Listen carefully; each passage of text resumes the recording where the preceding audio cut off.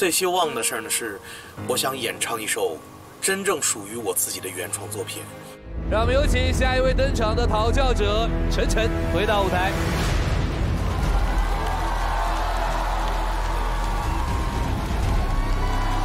哇，好美哦！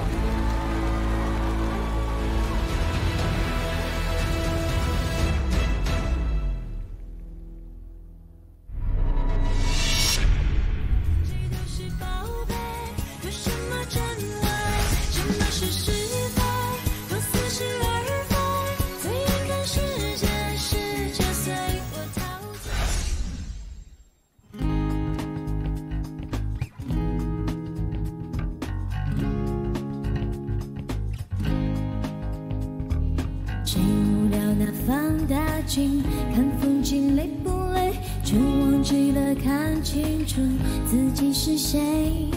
忘掉我的汗水花，一如天花乱坠，甜不甜美谁能带我去品味？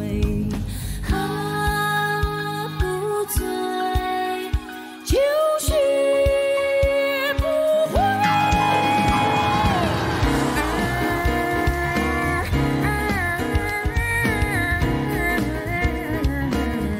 二胡嘛。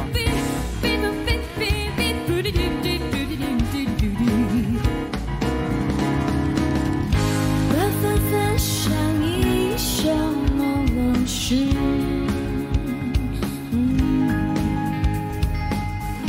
朦胧胧才懂得朦胧美。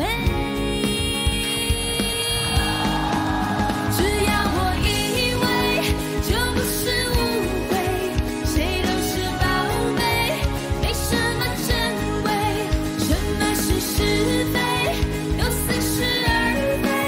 最勇敢世界，世界随我陶醉，看得很琐碎，都没有所谓，看不到命运，只看到滋味，只看到角色，看不到绝对，最好的滋味就是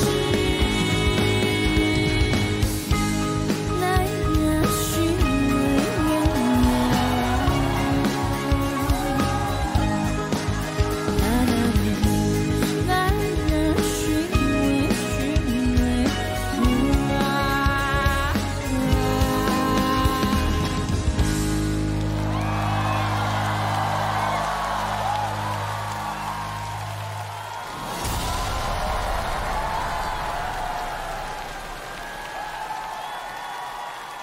谢谢晨晨。好，那么接下来就请田馥甄老师和晨晨交换舞台。